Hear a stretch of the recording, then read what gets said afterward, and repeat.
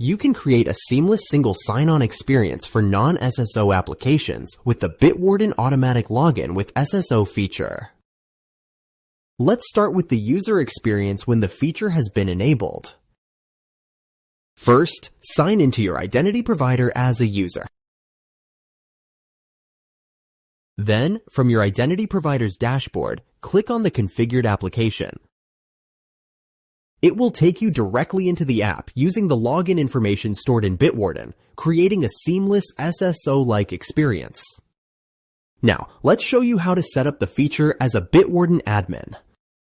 From the Bitwarden admin console, navigate to Policies, and select Automatic Login with SSO.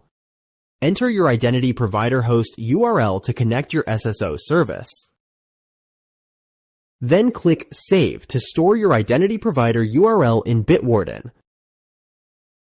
Next, navigate to your identity provider's admin console and add a bookmark or other shortcut integration. Then, enter the name of the site that you want to use. Enter the website's URL, followed by hashtag autosubmit equals 1.